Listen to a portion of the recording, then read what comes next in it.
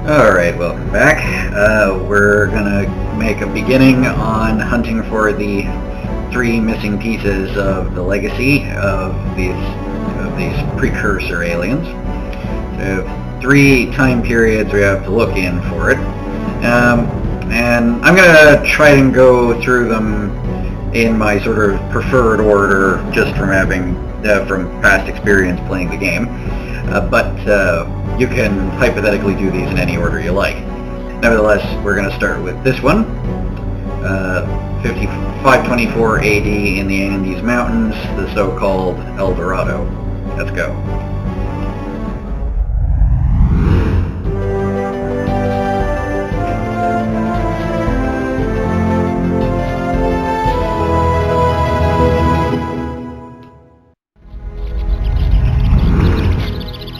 Oh, looks much nicer than the last time we were here.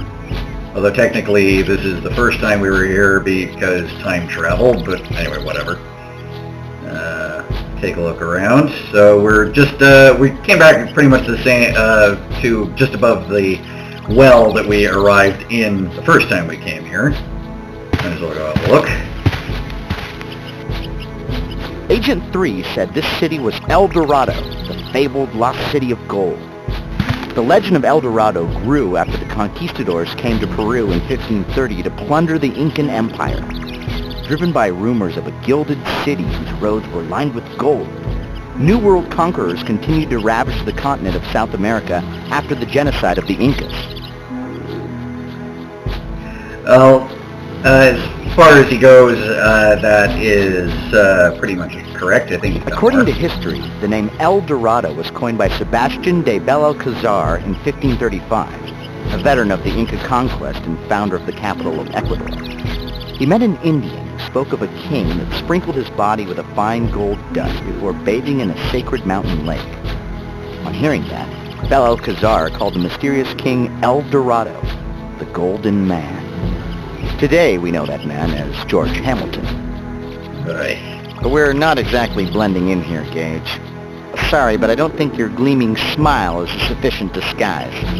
Besides, a Spanish conquistador might come along and take your fillings. We need to find someone native and capture their image with the chameleon device. Well, luckily, there's a... Let's have a look. Alright.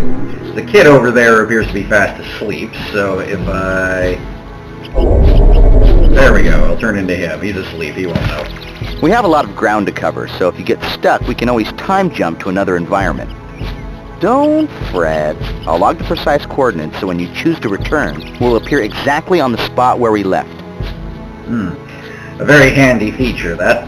Anyway, I wanted to start off by having him go through all that thought bubble stuff. Partly because I just noticed you can't quite, you can kind of only see it out of the corner, but there's a llama on the top of the hill over there. It's funny. Because I wanted to start off, for all I spend, and probably will continue to spend, a fair bit of time calling out this game's occasional strange creative choices, cheesy acting, or less than politically correct turns of phrase. I feel like the word native is something that Arthur only uses when he's talking about the indigenous American level in the game, which stands out. I do want to give credit where it's due, though, that in discussing the real history that informs the concept of El Dorado, he does something that I wasn't sure they'd have the guts to do, because is call the conquistadors, you know, genocide committing conquerors, and you know, whereas some people would tend to gloss over that and call them like adventurers or something. I think if I had a nose, I'd be holding it right now. We're in a stable of some sort. Some advice? Step gingerly while we're in here. And there's a llama on the other side there, so I don't think there's anything in particular for us to do in here, so I'm going to just step back out for a minute. Go over here, because we couldn't... Oh. Gage, I don't see this town on our map. Why don't you ask the nice man sharpening the large scythe for directions? Oh, that bloke. Yeah, fair enough. Well, let me take his guys first. Where's your modesty? You can't change your clothes in front of a stranger. So credit where it's due to the game again, in that they're quite clever about making sure that maintaining that realism. You can obviously approach someone while you're disguised as them because they don't want to see themselves walking up to them, and you also can't change your appearance unless you're out of their line of sight. I mean, it was easy with the kid because he was asleep. Let's step on up and have a word with the guy, as he's the first person we've been able to talk to. Acheo, there you are. Son, I can tell by your drooping eyes that you were sleeping. Were you out late last night visiting the shaman again? Remember, you have many chores today. Harvesting the crops that Doawalpa provides our people is hard work. I cannot do it alone. Alright, so here's the, well, in modern terms we'd call it a dialogue tree, so we can ask him some questions. Start with this one just for What fun. is a Toahualpa? Doawalpa is the greatest of the four elemental spirits. She is the earth, the strength of stone, and the wealth of soil. It is she who causes the ground to be fertile and the crops to grow. Next time you see the shaman, ask him to teach you more of the spirits. Alright, so you may notice that the topic that we've already discussed, you can click it again and it'll just basically replay. But once you've already asked one, it is converted into italics in the dialogue here. So it lets you keep track and make sure you don't accidentally go over the same ground, because some of these are much longer than this one is. Father, what does the shaman do? Lately, I would imagine that you know him better than I. Anyhow, the shaman is the one who speaks to the spirits. Son, I know you have been going to see him. It is good that you are interested in the stories of our people. But I cannot reap Doawalpa's bounty alone. I need your help. Don't worry. I'm not forbidding you from seeing the shaman. Just tend to your chores. Alright, I think we're out of options here, so we'll just Goodbye, say Father. Acheo, I'll see you at dinner. And don't take any more naps. You've daydreamed enough for today. Does it count as daydreaming if you're asleep? Anyway, can't do much more right now, so we'll, not with this gentleman, so we've got his... You can't change your chameleon guys directly in front. Right, sorry. I think we've got his image now, so in case we need a different cover identity. I like that actor. He's, for all, like I said, I spent a lot of time calling out the cheesy acting in the game. That guy does a really good job of coming across as very naturalistic, as well as his character seeming like a pretty nice fellow. Anyway, so the only other place we can go is that sort of balloon platform that we visited after the wreckage of the city was created by the aliens fighting. Oh. See those markings that carve across the mountains in the distance? Those remind me of the lines left behind by the Nazca Indians of Peru. In the arid plains nestled between Peru's Pacific coast and the Andean foothills, the Nazca left behind hundreds of mysterious intersecting lines that sprawled for miles over the landscape. The mystery of the Nazca lines was never solved. From the ground, the markings were too vast to be recognizable, but when viewed from the air, the lines form a baffling web of animal forms, spiders, birds, and dozens of seemingly random geometric patterns. Some extreme theories claim that the lines were runways for alien ships, while other authorities suggested that the Nazca had created a remarkable astronomical calendar. Yeah, let's probably go with the calendar theory of those two options. A group of 20th century scientists attempted to prove that the Nazca lines were too precise to have been created without aerial views. They believed the Nazca used simple flying devices, and to prove this, the scientists succeeded in creating a balloon made from only natural resources. It appears that the El Dorado people have actually mastered ballooning. They may have shared the technology with the Nazca before their untimely demise. Yeah, that's a nice point. I doubt very much that the real Nazca had balloons, but it's nice that somebody was not, taking away their credit for having made it and given it to aliens or Atlanteans or something, although that would make more sense than usual in this game. Yeah, so that's a nice touch at the very least. Beyond that, it's kind of funny. I mean, like I said, this game has edutainment elements, mostly conducted through Arthur, but sometimes I feel like they're not trying very hard to differentiate the fringe theories from the real history. Still, it is in there. Alright, across we go. Oh, jeez. Me and my head for height.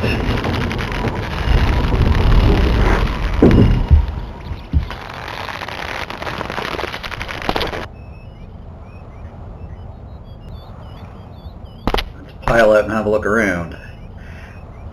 Which, Gage, hold my purse. I'm going to take a picture. In all fairness to Arthur, I will say that, however, standard def, low resolution it might be by nowadays standards, the environment design in a non-apocalyptic version of this setting is pretty nice. Llama. Alright. Head on up and see what we can see. Greedy explorers continued searching for El Dorado right up to the end of the 18th century, cutting a bloody trail of atrocities through South America. However, none would find the lost city. Disease, dissension, native resistance, and malnutrition would eventually decimate even the most well-prepared expeditions. Not to reiterate the point, but I really do appreciate him acknowledging the fact that there was atrocity, not just, determined exploration, like some people might have tried to whitewash it. Anyway, there are two paths from this sort of platform landing thing. So there's that way and that way, but let's go, we'll check out both of them. Let's go up first. I kind of like the fact that that even though, this is supposed to be thought of as El Dorado, the lost city of gold, there's plenty of gold if you look hard enough, but it's not like everything is made of gold. I did notice, however, that the ballast weights on the balloons look like they're made of gold, which is pretty neat. This wall reminds me of brilliant Incan stonework. Incan masons constructed their walls with irregularly shaped bricks that had no pattern, but managed to create incredibly stable structures, packed so tightly, in fact, that you couldn't insert a sharp knife between the stones. The Incans could have learned that technique from the masons of El Dorado. Probably not that last part, but it's true that they did do that stonework. Pretty handy when you live in a part of the world that's prone to earthquakes. I do also like the fact that the writers remembered something that J.K. Rowling apparently didn't, to wit that no one living in this environment ever actually calls it El Dorado, because why would they? I don't know if they actually call it by a name, any of the inhabitants, but anyway, that was, it's obviously a name that was assigned to it later, and they remembered that, so props. Anyway, so there's this gentleman who's doing what he's doing, so let me just take his appearance real quick. And just for fun, while he's got his back turned, I'll turn into a fellow adult first and see what happens. I'm sorry, Hakul, but I have much work to do. Please find me tomorrow and we can talk then. Oh, fair enough. That yellow sheet is gold leaf. Many ancient cultures discovered that gold was a very malleable metal. It could be pounded into very fine sheets that could be quickly and easily applied to almost anything to make it look golden. True that. Alright. Now, let's try... So, he can't talk then, but maybe if we play as the precocious kid, we'll get a different response. Who's there? So far, so good. Ah, a jail. Well, I suppose I can take a few minutes of rest. What can I do for you, boy? What are you working on? Normally, I would be working on my pampas on a beautiful day like this. But today, I have the honor of finishing a story that has not had an ending for many generations. There we go. Alright. I like this one. Pompous? What do you mean? I think you're quite modest. No. The Pampas, the vast plains far below the plateaus of our city. All the stories told to me are recorded onto the Pampas. Imagine the sprawling flatlands below us as a great canvas where I draw the histories of the world. Cool. Pampas, as far as I know, is just the South American equivalent of prairie. All right. See what's how recorded. How do you draw the histories? With the help of the aviators and their balloons, I trace symbols and shapes across the face of Tohopa, the earth. Each form and pattern, every line, all have meaning, revealing the secrets of history for those that stop to listen. Who tells you the stories? The shaman. He dreams his visions in the ritual of seeing, and then he confides to me what he has seen, so it can be chronicled for all of our people. You know Walqua, our shaman. Ask him about such things when you see him again. Cut off there for some reason. All right. Why has the story never been finished?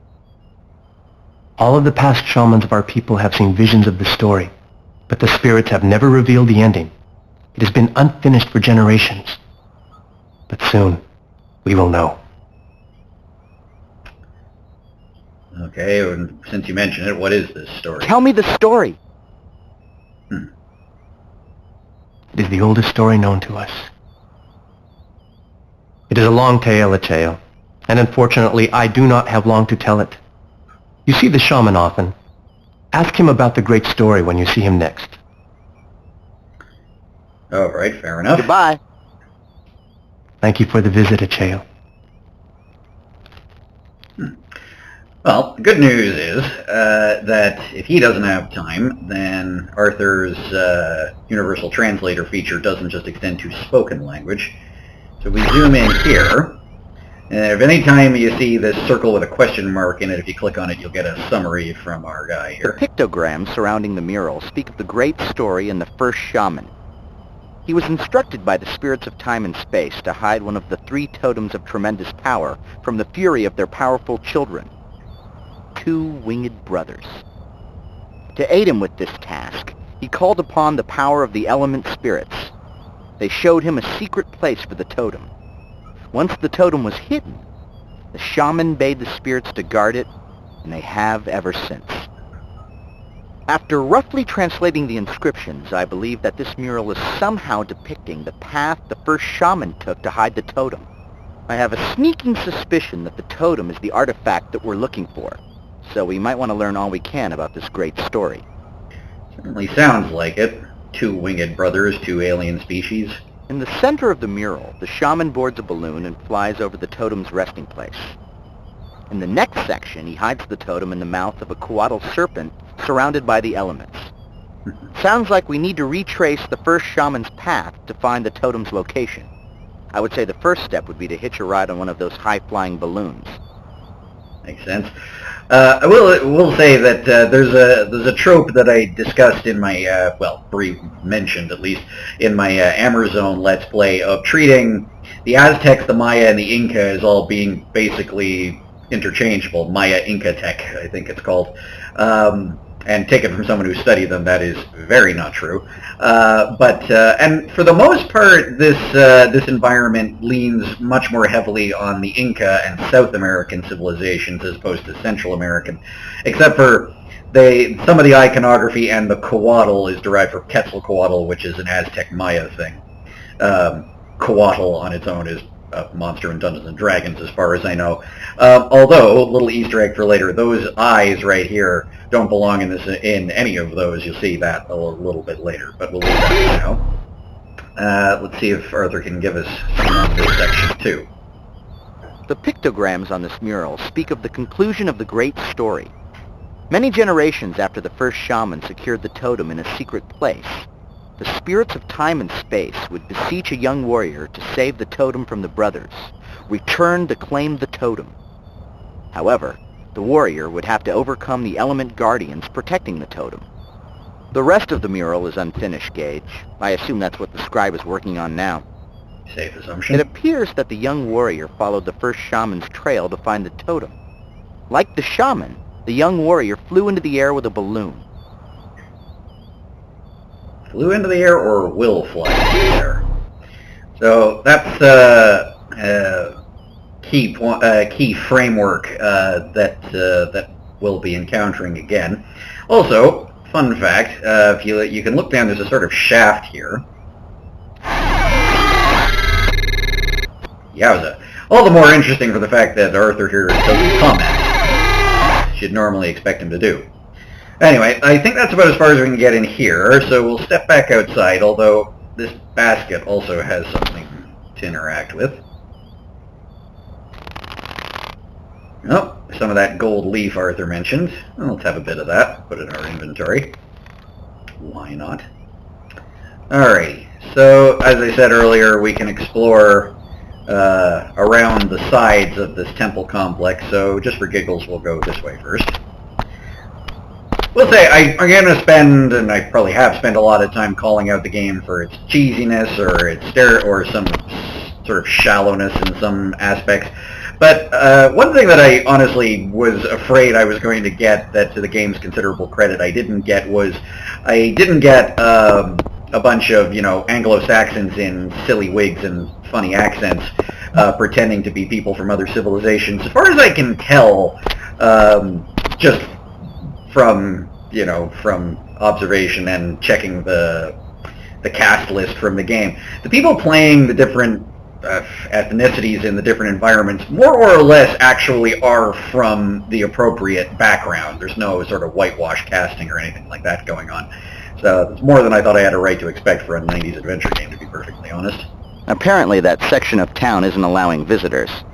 It looks like there once was a balloon ferry system like the one at the other landing, but it seems to be recently removed. I don't think we'll be going over there. And you won't be. I do kind of like it, though, apart from being just a really cool view of the environment design. It's nice that they at least show you that there's more to this city, for want of a better name, than just the bits that are relevant for your puzzle. In contrast, I always thought that was one of the sort of unspoken silly things about Myst, is the way that, some of the environments are clearly meant to be puzzles but don't seem to do anything else, like that old joke about nobody in Myst having a bathroom and all that. Climb up here. Stop where you are! Whoa. Hello. Sorry, Cheo. You cannot visit the shaman today. You should return to your farm. Soon it will be dangerous for you to be here on the central mesa. Casting is good, the acting is still pretty corny, but whatever. Alright, dangerous? Dangerous? How come? There's nothing to worry about, Cheo. As long as you go back home, you will be safe. Enemies are approaching that mean to hurt our people. But the warriors of the wind and flame are ready and will defend our city bravely. Okay then. Alright, what does that mean? What is a warrior of wind and flame? A cloud walker, an aviator. Only the strongest of our people can join the warriors of the wind and flame. We call upon the fear of Kulakwa, the fire spirit, and the breath of the air spirit, Kohabota, for the burning air that lifts our balloons into the sky. Okay, dude, relax. Alright, speaking of balloons, I saw a couple on the way up here. Is that your balloon floating at the edge of the cliff? Yes, it is a cloud piercer. My war balloon. When the time comes, I will use it to join my brothers in the air and fight for our city. Okay, what about not seeing the shaman? Sir, why can't I see the shaman? The shaman is inside the aviary, completing long rituals. He is not to be disturbed. Fair enough, I suppose. I think we have to get rid of the guard somehow. I guess. Well, goodbye, sir. Farewell, Acheo. Remember what I told you. Alright, well, guess we'll get out of here. Although, let's see if we've got other options. Look, push through the foliage a bit. We want to see the shaman, but the guard won't let anyone pass. Let's try to sneak around behind him. Maybe if we walk quietly through that bush between the wall, he won't spot us. Now, they say that, but surely, I probably look small with the holographic disguise or whatever, but I'm still wearing that great big bionic turtle suit. You'd think it'd be hard to walk quietly, but anyway. We just creep up behind him here. All this guard cares about is his duty and his balloon. A cloud piercer. Why, the very name suggests a dastardly possibility. Yeah, thank you, Mr. Do, right? Well, yeah, so presumably we'd freak him out and get his attention if he thought his balloon was about to get away, but we're not being invited to untie it, and, I mean, you can try, but you can't cut through that with gold leaf. Can't cut through much of anything with gold leaf. So, we need a cutting tool. We don't have one. So, better just creep away here before he sees us. So, there we go. Alright, well, let's check out the other side of the complex here that we haven't been to yet. Now, as I say, I think I had psyched myself up to, when I first experienced this game, to, be seeing something just like, practically, minstrel show levels of stereotyping. It's not nearly that bad. There are little things, especially in this environment in the game, just certain use of language, things like, this is a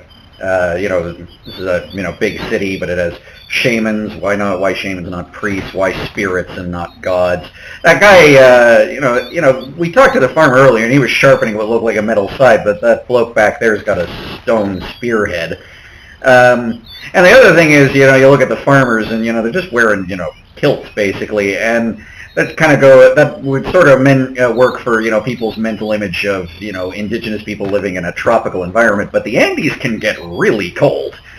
Anyway, it all just kind of is these kind of things that I'm sure the writers don't know they're doing,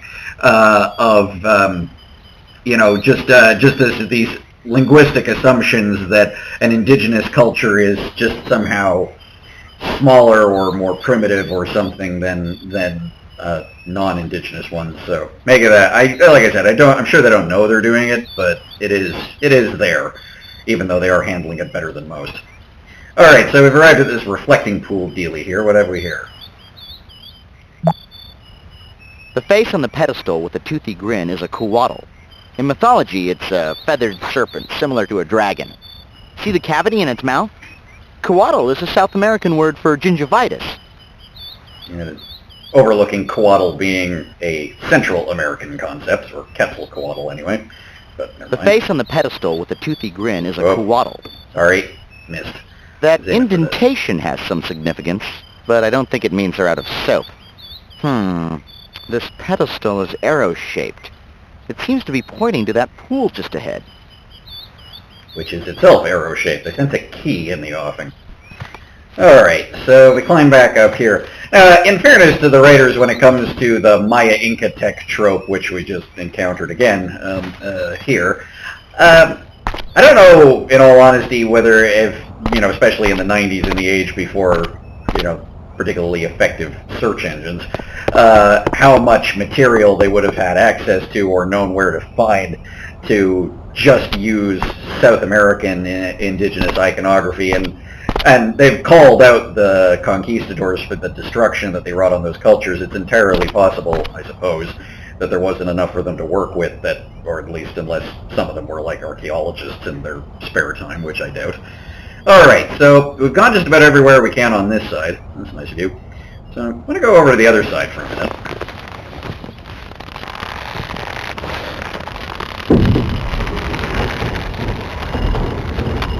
I like that little switchback system, so there's always one available, unless you have to lock it off or something, I guess. Alright. I kind of like the music on this side, especially. A lot of the music in this game is pretty good. This particular piece I find quite relaxing.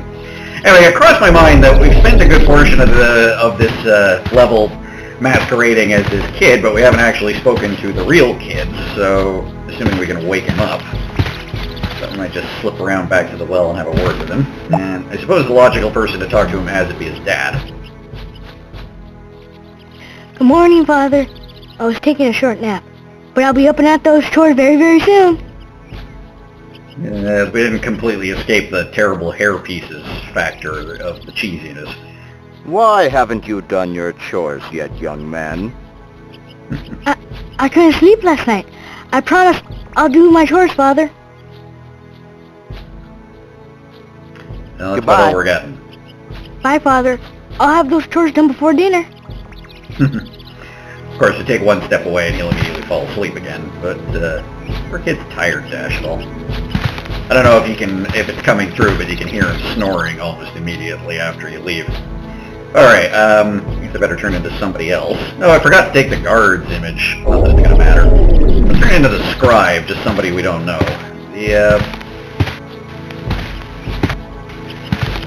Or somebody we haven't spoken as yet, I should say. The only cutting implement in this environment I can think of is this guy's. So I just want to try talking to him. Greetings. It has been many months since my son and I have felt the blessing of your presence on our farm. I suppose we've all been busy. How may I help you? What kind of farming do you do on this plateau? For generations, my family has maintained the wells and farmed the terraces to grow the maize and other vegetables for our people. I don't know if I've ever heard maize as in corn pronounced that way, but it does have a certain character to it. Tell me about your wells. The icy blood of Alawaka flows from the mountains, fills our wells, and gives life to our crops. The great water spirit showed the farmers long ago how to build the aqueducts that would carry the precious water to our thirsty fields. With the secrets of Alawaka and Tawahualpa, water and earth, we have made this barren rock fertile. Smartly done. Tell me about the terraces. You are curious today. Generations ago, the element spirits shared the secrets of the land with the first farmers of our family. Tawahualpa taught them to cut into the rock and level the plateau. They learned how to grow crops on the terraces. And to this day, our family still works the same fields. So again, we're learning these element spirits, and it's kind of your standard 4 elements: earth, air, wind, fire, earth, air, fire, water. But I don't know if that's actually a thing in native North or South American tradition, but anyway, it works. Alright, what about the young lad? Tell me about your son. Acheo? He's a very bright young man. But he gets distracted too easily. Lately, he has been dodging his chores to see the shaman. Still, I can sense a great man in that young boy. Ooh, something in a hero's journey there. Alright, I think we've bothered this gentleman enough, and I don't think he's gonna budge. So. Forgive my intrusion. I'll leave you to your work now. Thank you for coming.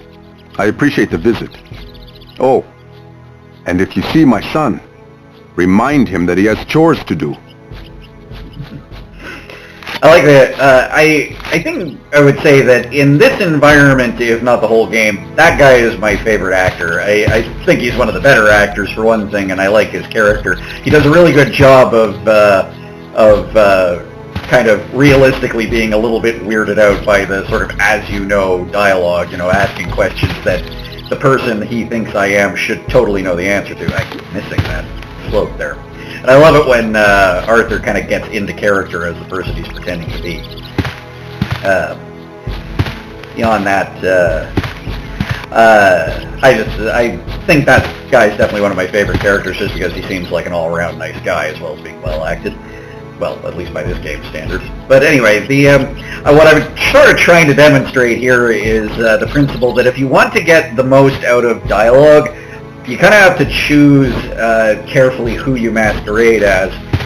And it pays to kind of play a game of, degrees of separation, who is the person you want to talk to closest to. And so clearly he's got friends about town, obviously he's going to react to talking to his son.